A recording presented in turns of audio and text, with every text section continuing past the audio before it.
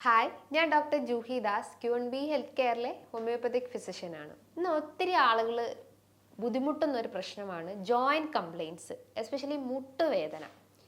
ഇന്ന് കുട്ടികൾ മുതൽ ഒരു ടീനേജ് ഗ്രൂപ്പ് അല്ലെങ്കിൽ ഒരു 50+ ആയിട്ടുള്ള 60+ ആയിട്ടുള്ള ആളുകൾക്കൊക്കെ ഈ ഒരു ജോയിൻറ്റ് കംപ്ലയിൻറ്റ്സ് ഉണ്ട്. അതായത് ഞാൻ പറഞ്ഞിട്ടുള്ള മുട്ടുവേദന. ഇന്നത്തെ വീഡിയോയിലൂടെ ഈ മുട്ടുവേദനയുടെ കാരണങ്ങളും അതിൻ്റെ പ്രതിവിധികളും എന്താണെന്നൊന്ന് ഡിസ്കസ് ചെയ്യാം. നീ ജോയിൻറ്റ്സ് എന്ന് പറയുമ്പോൾ 3 എല്ലുകൾ ചേർന്നിട്ടുള്ളതാണ്. അതോടൊപ്പം തന്നെ ടെൻഡൻസ് ഉണ്ട്, ലിഗമെൻറ്റ്സ് ഉണ്ട്, മസിൽസും ഉണ്ട്. അപ്പോൾ ഈ സ്ട്രക്ചേഴ്സിന് എന്തെങ്കിലും ഒരു ഇഞ്ചുറി സംഭവിക്കുകയോ അല്ലെങ്കിൽ ഒരു ഇൻഫ്ലമേഷൻസ് വരുമ്പോഴാണ് നമുക്ക് വേദനയായിട്ടോ അല്ലെങ്കിൽ അതൊരു സ്വെല്ലിംഗ് ആയിട്ട് പ്രസൻറ്റ് ചെയ്യുന്നത്. യൂഷ്വലി ആളുകൾ പറയാറ്, നടക്കുമ്പം മുട്ടിൻ്റെ ഇടയിൽ നിന്ന് ശബ്ദം കേൾക്കുന്നു, ഒരു കിർ എന്നുള്ള ആ ഒരു ശബ്ദം കേൾക്കുന്നു, ഒന്നും മടക്കാൻ പറ്റുന്നില്ല, ഭയങ്കര ഒരു സ്റ്റിഫായിട്ടിരിക്കുന്നു, ഒരു മരവിച്ചൊരവസ്ഥയാണ്. എസ്പെഷ്യലി രാവിലെയൊക്കെ എണീക്കുമ്പോൾ കാലൊന്ന് ബെഡിൽ നിന്ന് നമ്മൾ തറയിലോട്ട് വെക്കുമ്പം തന്നെ ഭയങ്കര ഒരു സ്റ്റിഫായിട്ട് ഫീൽ ചെയ്യുന്നു. അതോടൊപ്പം തന്നെ വേദന ഉണ്ടാവുന്നു, നടക്കുമ്പോൾ ഒക്കെ വേദന അനുഭവപ്പെടുന്നു. ഇനിയിപ്പോൾ ഇരുന്ന് കഴിഞ്ഞാലും ജസ്റ്റ് ഒന്ന് റെസ്റ്റ് കൊടുത്തു കഴിഞ്ഞാലും ആ വേദന ഇങ്ങനെ പ്രൊലോങ്ഡ് ആയിട്ട് അഫക്റ്റ് ചെയ്തുകൊണ്ടിരിക്കുന്നു. ഇതൊന്ന് കുട്ടികൾക്കും അതേപോലെ തന്നെ മുതിർന്ന ആളുകൾക്കും ഒരേപോലെ ബാധിച്ചിട്ടുണ്ട്. കുട്ടികൾക്ക് വരാനുള്ള കാരണം എന്താ, എന്തെങ്കിലും ഡെഫിഷ്യൻസീസ് ആയിരിക്കാം, അല്ലെങ്കിൽ അവരെന്തെങ്കിലും മുന്നേ വീണതിൻ്റെ ഒരു ഭാഗമായിട്ടും കാണിക്കാം. ഡെഫിഷ്യൻസീസ് എന്ന് പറയുമ്പം vitamin D, vitamin B12, calcium, vitamin K, vitamin E, അതേപോലെ തന്നെ എന്തെങ്കിലും ഒരു മൈക്രോ ന്യൂട്രിയൻസിൻ്റെ ഒക്കെ ഒരു ഡെഫിഷ്യൻസീസ് കൊണ്ടും ഈ ഒരു കുട്ടികളിൽ ഇത്തരം മുട്ടുവേദനയുടെ പ്രശ്നങ്ങൾ കാണിക്കാം. അതോടൊപ്പം തന്നെ ഇപ്പം ഏജ് കൂടിയിട്ടുള്ള ആളുകൾക്ക് കാണിക്കുന്നതിൻ്റെ മെയിൻ റീസൺസ് എന്ന് പറയുമ്പം ലാക്ക് ഓഫ് എക്സസൈസ് ആണ്. നമുക്ക് ബോഡിക്ക് ഒരു വ്യായാമങ്ങൾ കൊടുക്കുന്നില്ല, ബോഡി നന്നായിട്ട് വേർക്കുന്നില്ല, കഴിക്കുന്ന ഭക്ഷണങ്ങളൊന്നും ബേൺ ഔട്ടായി പോകുന്നില്ല. അതുകൊണ്ടാണ് ഇത്തരം ജോയിൻറ്റ് കംപ്ലയിൻറ്റ്സ് ഇന്ന് കൂടി വരുന്നത്. പണ്ട് കാലങ്ങളിൽ ആളുകൾ നന്നായിട്ട് പറമ്പിൽ പണിയെടുത്തിട്ടാണ് ബോഡിക്ക് ആ ഒരു മൂവ്മെൻറ്റ്സ് കൊടുക്കുന്നത്. അതായത് കർഷകരാണ് ഒരുവിധം മെജോറിറ്റി ആയിട്ടുള്ള ആളുകളും ഉണ്ടായിരുന്നത്.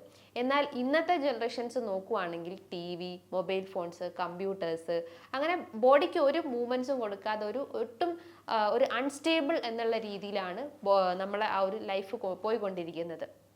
ഇന്ന് നമ്മളിപ്പം പുറത്തോട്ട് ഫങ്ഷൻസിനൊക്കെ പോകുന്നു, അല്ലെങ്കിൽ ഒരു മാളിലോ അല്ലെങ്കിൽ ഒരു ഷോപ്പിംഗ് കോംപ്ലക്സിലൊക്കെ പോകുമ്പം സ്റ്റെപ്പ് ഉണ്ടായിട്ടും നമ്മൾ ലിഫ്റ്റ് വഴിയാണ് മേലോട്ട് പോവാറ്. അതായത് അത്രയും നമുക്ക് നടക്കാനുള്ള ആ ഒരു സ്ട്രെങ്ത് ഇല്ലാത്തൊരവസ്ഥ, അല്ലെങ്കിൽ ഒട്ടും നടക്കാൻ താല്പര്യം ഇല്ലാത്തൊരവസ്ഥയാണ്. അതാണ് ബോഡി മൂവ്മെൻറ്റ്സ് ഇല്ലെങ്കിൽ നമുക്ക് ഇത്തരം ജോയിൻറ്റ് കംപ്ലയിൻറ്റ്സ് കൂടി വരുന്നതാണ്. എന്നാൽ ബോഡി മൂവ്മെൻറ്റ്സ് അധികമാകുമ്പോൾ ഈ പ്രശ്നങ്ങൾ ക്രിയേറ്റ് ചെയ്യാവുന്നതാണ്. അതായത് തേയ്മാനം കാരണവും ഈ പ്രശ്നങ്ങൾ ക്രിയേറ്റ് ചെയ്യാവുന്നതാണ്. അപ്പോൾ ഈ മൂവ്മെൻറ്റ്സ് ഒട്ടും തന്നെ ഇല്ലെങ്കിൽ അവിടെയുള്ള പേശികൾ വീക്കാവുന്നു.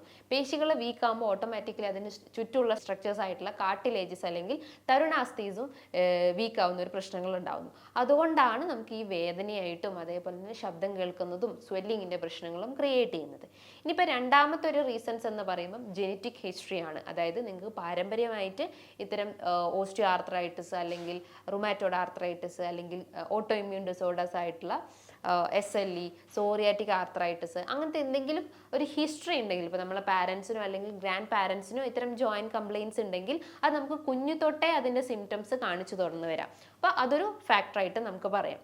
അതേപോലെ നിങ്ങളുടെ ശരീരത്തിൽ എന്തെങ്കിലും ഡെഫിഷ്യൻസീസ് പറയാം. ഡെഫിഷ്യൻസീസ് എന്ന് പറയുമ്പോൾ ഞാൻ പറഞ്ഞു, വിറ്റമിൻ ഡി മെയിൻ ആയിട്ടുള്ളത്, calcium deficiencies, zinc, iron, selenium, magnesium, vitamin C, vitamin K, ഇതിനും എന്തെങ്കിലും ഡെഫിഷ്യൻസീസ് ഉണ്ടെങ്കിലും നമ്മുടെ ബോഡിയിൽ ഇത്തരം സിംറ്റംസ് പ്രോമിനൻ്റ് ആയിട്ട് നിൽക്കുന്നു. ഇന്ന് കോമൺ ആയിട്ട് എല്ലാവരെയും ബോഡിയിൽ ഉണ്ടാകുന്ന ഒരു ഡെഫിഷ്യൻസീസ് എന്ന് പറയുന്നത് വിറ്റമിൻ ഡി ആണ്.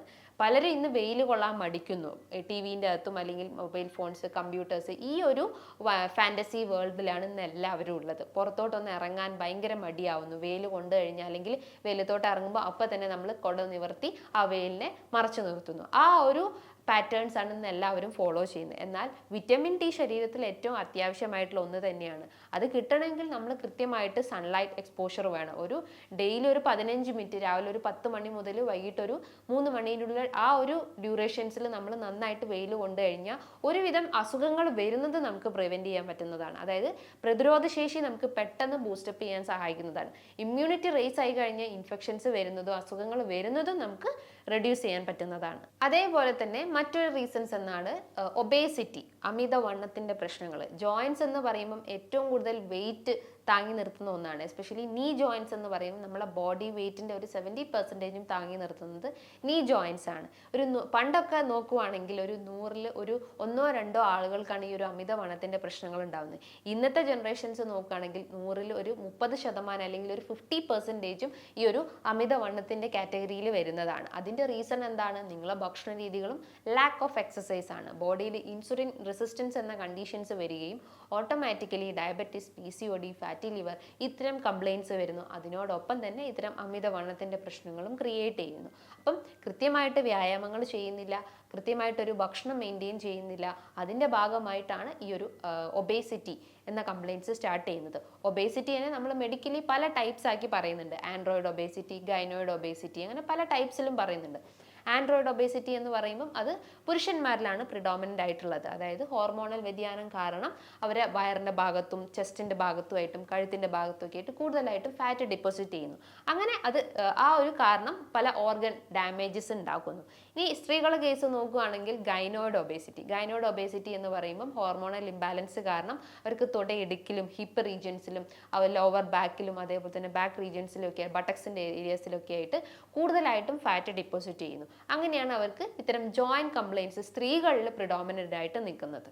ഇനി മറ്റൊരു റീസൺസ് എന്ന് പറയുന്നത് നമ്മൾ ഇന്ന് കണ്ടുകൊണ്ടിരിക്കുന്ന ആക്സിഡൻസ്. പണ്ട് കാലങ്ങളിൽ ഇത്തരം വെഹിക്കിൾസ് ഒന്നും നമ്മുടെ സൊസൈറ്റിയിൽ അത്തരം ഡെവലപ്പായി വന്നിട്ടില്ല. പക്ഷേ ഇന്നത്തെ ഒരു യുഗം നോക്കുവാണെങ്കിൽ കൂടുതൽ മോട്ടോർ സൈക്കിൾസ്, കാർസ്, ഇത്തരം വെഹിക്കിൾസ് കൂടുതലായിട്ട് നമ്മളെ റോഡിൽ ഡെവലപ്പായി കൊണ്ടിരിക്കുന്നു. അപ്പോൾ അതിനോടനുബന്ധിച്ച് തന്നെ നമുക്ക് ആക്സിഡൻസ് കാരണം നമുക്ക് കൂടുതൽ ഫ്രാക്ചേഴ്സ് ഉണ്ടാവുന്നു. എസ്പെഷ്യലി വെയിറ്റ് ബെയറിംഗ് ജോയിൻസിനാണ് കൂടുതലായിട്ടും ഫ്രാക്ചർ ബാധിക്കുന്നത്. എസ്പെഷ്യലി നമ്മളെ മുട്ടിൻ്റെ ഭാഗം, ആംഗിളിൻ്റെ ഭാഗം, അങ്ങനെ നമ്മുടെ ജോയിൻസിനെയും അതേപോലെ തന്നെ ബോൺസിനും കൂടുതലായിട്ട് ഇഞ്ചുറി സംഭവിക്കുമ്പോൾ അതിൻ്റെ ഒരു ആഫ്റ്റർ എഫക്റ്റ് ആയിട്ടും കുറച്ച് കാലങ്ങൾ കഴിഞ്ഞ് കഴിഞ്ഞാൽ നമുക്ക് ഇത്തരം തേയ്മാനത്തിൻ്റെ പ്രശ്നങ്ങൾ അല്ലെങ്കിൽ മുട്ടുവേദനയുടെ പ്രശ്നങ്ങൾ ക്രിയേറ്റ് ചെയ്യുന്നു. അതേപോലെ തന്നെ ഹൈപ്പർ മൊബിലിറ്റി സിൻഡ്രോം, അതായത് നമ്മൾ യൂഷ്വലി നിൽക്കുമ്പം നമ്മുടെ മസിൽസ് അല്ലെങ്കിൽ നമ്മുടെ കാലിൻ്റെ ഭാഗം കറക്റ്റ് ഇങ്ങനെ സ്ട്രെയിറ്റ് ആയിരിക്കും. എന്നാൽ ഈ ഒരു എക്സസൈസ് ഇല്ലാത്തൊരവസ്ഥ അല്ലെങ്കിൽ ബോഡി മൂവ്മെൻറ്റ്സ് ഒന്നും ഇല്ലാതെ ഇരിക്കുമ്പം ആ മസിൽസ് എല്ലാം വീക്ക് ആവുന്നത്. എസ്പെഷ്യലി നമ്മുടെ തുടേൻ്റെ ഭാഗത്തോ അല്ലെങ്കിൽ കാലിൻ്റെ ഭാഗത്തൊക്കെ ആയിട്ടുള്ള മസിൽസ് വീക്ക് ആവുന്നു. അപ്പോൾ യൂഷ്വലി ഒരു കർവ് അല്ലെങ്കിൽ ഒരു ബാക്ക്വേർഡ് ബെൻഡ് സംഭവിക്കുന്നു. നമ്മുടെ കാലുകൾക്കൊരു ബാക്ക്വേർഡ് ബെൻഡ് വരുന്നു. അങ്ങനെയാണ് നമുക്ക് എല്ലുകൾക്കും അല്ലെങ്കിൽ പേശികൾക്കൊക്കെ വീക്ക്നെസ് അനുഭവപ്പെടുകയും വേർ ആൻഡ് ടയർ അല്ലെങ്കിൽ തേയ്മാനം രൂപപ്പെടുന്നത്. അപ്പോൾ ഇത്തരം കാരണങ്ങളാണ് ഈ ഒരു മുട്ടുവേദന വരാൻ ഉള്ള റീസൺസ് എന്ന് പറയുന്നത്. ഇനി മുട്ടുവേദന കുറയ്ക്കാൻ വേണ്ടിയിട്ട് നമ്മൾ കുഞ്ഞിലേ പ്രാക്ടീസ് ചെയ്യേണ്ട കാര്യങ്ങൾ എന്ന് പറയുമ്പം കുട്ടികൾക്ക് നന്നായിട്ട് ബോഡി മൂവ്മെൻറ്റ്സ് കൊടുക്കുക. കുട്ടികൾ പുറത്തിറങ്ങി നന്നായിട്ട് കളിക്കണം, അല്ലെങ്കിൽ ശരീരം നന്നായിട്ട് വേർക്കണം, വെയിൽ നന്നായി കൊള്ളണം. അതേപോലെ ധാരാളം ന്യൂട്രിയൻസ് അടങ്ങിയിട്ടുള്ള ഭക്ഷണങ്ങൾ കുഞ്ഞു തൊട്ടേ കുട്ടികൾക്ക് കൊടുത്തു തുടങ്ങിക്കഴിഞ്ഞാൽ ഡെഫിഷ്യൻസീസ് നമുക്ക് കറക്റ്റ് ചെയ്യാൻ സഹായിക്കുന്നതാണ്. വിറ്റമിൻ ഡി അടങ്ങിയിട്ടുള്ളത്, കാൽഷ്യം അടങ്ങിയിട്ടുള്ളത്, അയൺ, അയഡിൻ, സെലീനിയം, സിങ്ക്, ഇതൊക്കെ ധാരാളം കുട്ടികൾക്ക് ഉൾപ്പെടുത്താൻ ശ്രമിക്കുക. എസ്പെഷ്യലി റാഗിയിൽ, അതേപോലെ തന്നെ ലീഫി വെജിറ്റബിൾസിൽ, ചെറിയ മത്സ്യങ്ങളിലും, കാഷ്യൂ, ബദാം, ഇത്തരം നട്ട്സിലൊക്കെ ധാരാളം ഇത്തരം ന്യൂട്രിയൻസ് അടങ്ങിയിട്ടുണ്ട്. അപ്പോൾ കുട്ടികൾ മടി കാണിക്കുകയാണെങ്കിലും മാക്സിമം അത് ആ ഒരു പ്രായത്തിൽ തന്നെ കൊടുത്ത് ശീലിപ്പിക്കുക. ഇനിയിപ്പോൾ ഏജ്ഡ് ആയിട്ടുള്ള ആളുകൾക്കായാലും ഇത് കഴിക്കുന്നതുകൊണ്ട് യാതൊരു പ്രശ്നങ്ങളൊന്നുമില്ല. ആ ഡെഫിഷ്യൻസീസ് നമുക്ക് കറക്റ്റ് ചെയ്യാൻ പറ്റുന്നതാണ്. അപ്പോൾ ആദ്യം ആ ഒരു ഡെഫിഷ്യൻസീസ് ഉണ്ടെങ്കിൽ നമ്മൾ ആദ്യം ഒരു ബ്ലഡ് ടെസ്റ്റ് ചെയ്തിട്ട് അതാദ്യം കറക്റ്റ് ചെയ്യാൻ ശ്രമിക്കുക. ഇനിയിപ്പോൾ എന്തെങ്കിലും ഡിഫോമിറ്റീസ് ആയിട്ട് നിങ്ങൾക്ക് ഫീൽ ചെയ്യുന്നുണ്ടെങ്കിൽ നിങ്ങൾക്ക് മുട്ടിൻ്റെ ഒരു എക്സ്റേ എടുത്തു കഴിഞ്ഞാൽ അല്ലെങ്കിൽ ജസ്റ്റ് ഒരു MRI എടുത്തു കഴിഞ്ഞാൽ എന്തെങ്കിലും ഫ്രാക്ചറോ അല്ലെങ്കിൽ ഒരു നെർവ് കംപ്രഷൻസ് ഉണ്ടോ എന്ന് അതിലൂടെ അറിയാൻ പറ്റുന്നതാണ്. ഇനിയിപ്പോൾ നിങ്ങൾക്ക് ഡയറ്റൊക്കെ എടുത്തിട്ട് നിങ്ങൾക്ക് വർക്കൗട്ട്സ് ഫോളോ ചെയ്യണമെങ്കിൽ എസ്പെഷ്യലി ബോഡീൻ്റെ അപ്പർ പാർട്ടിലേക്ക് കൂടുതലായിട്ടും വർക്കൗട്ട്സ് എടുക്കുക. അതായത് അമിതവണ്ണം കൺട്രോൾ ചെയ്യണമെങ്കിൽ നമ്മളെ ബോഡി മൂവ്മെൻറ്റ്സ് നന്നായിട്ട് മെയിൻറ്റെയിൻ ചെയ്യണം. എസ്പെഷ്യലി അപ്പർ പാർട്ടിലേക്ക് കൂടുതൽ ബോഡി മൂവ്മെൻറ്റ്സ് കൊടുക്കാൻ ശ്രമിക്കുക. അതോടൊപ്പം തന്നെ കൃത്യമായിട്ടുള്ള മെഡിറ്റേഷൻസ്, അതായത് എന്തെങ്കിലും മെഡിസിൻസ് എടുക്കുന്ന ആളുകളാണെങ്കിൽ അതൊരു ഡോക്ടർ നിർദ്ദേശപ്രകാരം കൃത്യമായിട്ടുള്ള മെഡിസിൻസ് ഫോളോ ചെയ്യാൻ ശ്രമിക്കുക. ടെൻഷൻസ് ഒക്കെ ഉള്ള ആളുകളാണെങ്കിൽ അതാദ്യം കുറച്ചിട്ട് അതിനെ ഇമ്പ്രൂവ് ചെയ്യുന്ന അല്ലെങ്കിൽ ആ സ്ട്രെസ്സിനെ റെഡ്യൂസ് ചെയ്യുന്ന രീതിയിലുള്ള കാര്യങ്ങൾ കൂടുതലായിട്ടും ഫോക്കസ് ചെയ്യാൻ ശ്രമിക്കുക.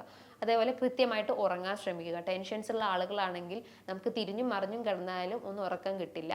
അപ്പം കൃത്യമായിട്ടുള്ള ഒരു ഉറക്കം ആദ്യം മെയിൻറ്റെയിൻ ചെയ്യാൻ ശ്രമിക്കുക. ടെൻഷൻസ് ആദ്യം കുറച്ചിട്ട് കൃത്യമായിട്ടുള്ള ഉറക്കം മെയിൻറ്റെയിൻ ചെയ്യാൻ ശ്രമിക്കുക. ബോഡിയിൽ ഹൈഡ്രേഷൻസ് ഏറ്റവും ഇമ്പോർട്ടൻ്റ് ആണ്. ഡെയിലി നിങ്ങളൊരു 8 ഗ്ലാസ് മുതൽ 10 ഗ്ലാസ് വരെ വെള്ളം കുടിക്കാൻ ശ്രമിക്കുക. പലരും ചിന്തിക്കാറ് ഈ ഒരു എല്ലിൻ്റെ പ്രശ്നങ്ങൾ വന്നു കഴിഞ്ഞാൽ കാൽഷ്യം കുറഞ്ഞത് കൊണ്ടായിരിക്കും, അപ്പോൾ കാൽഷ്യം റിച്ച് ആയിട്ടുള്ള ഈ പാലും മുട്ടയും മാത്രം കഴിച്ചാൽ മതി എന്നുള്ള ഒരു തോട്ട്, ഈ ഒരു റോങ് മെൻറ്റാലിറ്റി നമ്മൾ ഈ ഒരു ജനറേഷൻസിനെ അല്ലെങ്കിൽ പണ്ട് തൊട്ടേ നമ്മൾ ഫോളോ ചെയ്യുന്ന ഒന്നാണ്. എന്നാൽ അങ്ങനെയല്ല. ശരീരത്തിൽ പ്രോട്ടീൻസും വിറ്റമിൻസും മൈക്രോ ന്യൂട്രിയൻസും ഏറ്റവും ഇമ്പോർട്ടൻ്റ് ആണ്. ഈ ഒരു ബോൺ സ്ട്രെങ്ത്തിനും പേശികൾക്ക് ഉണ്ടാവുന്ന ആ ഒരു സ്ട്രെങ്ത്ത് ബൂസ്റ്റപ്പ് ചെയ്യണമെങ്കിൽ ഇത്തരം ഹോൾ ടുഗദർ ആയിട്ടുള്ള ഒരു ന്യൂട്രിയൻസ് നമ്മുടെ ശരീരത്തിൽ അത്യാവശ്യമാണ്. അതായത് ഞാൻ പറഞ്ഞിട്ടുള്ള മുട്ട, അതേപോലെ തന്നെ ചെറിയ മത്സ്യങ്ങൾ, പാല്, ലീഫി വെജിറ്റബിൾസ്, ഫ്രൂട്ട്സ്, ഇതിലൊക്കെ ധാരാളം എല്ലാ മൈക്രോ ന്യൂട്രിയൻസും അടങ്ങിയിട്ടുണ്ട്. അപ്പം ഞാൻ പറഞ്ഞിട്ടുണ്ട്, കുട്ടികൾക്കായാലും മുതിർന്ന ആളുകൾക്കായാലും ഡെയിലി ഇത്തരം മൈക്രോ ന്യൂട്രിയൻസ് ഭക്ഷണത്തിൽ ഉൾപ്പെടുത്തി കഴിഞ്ഞാൽ ഇത്തരം എല്ലുകൾക്കുണ്ടാവുന്ന തേയ്മാനം അല്ലെങ്കിൽ പേശികൾക്കുണ്ടാവുന്ന വീക്ക്നെസ് എല്ലാം നമുക്ക് കുറയ്ക്കാൻ സഹായിക്കുന്നതാണ്. ഇനി ഇതുമായി ബന്ധപ്പെട്ട് നിങ്ങൾക്ക് എന്തെങ്കിലും ഡൗട്ട്സ് ഉണ്ടെങ്കിൽ താഴെ കാണുന്ന നമ്പറിൽ കോൺടാക്റ്റ് ചെയ്യാവുന്നതാണ്. നല്ലൊരു ഹെൽത്ത് ടോപ്പിക്കുമായി വീണ്ടും കാണാം. താങ്ക്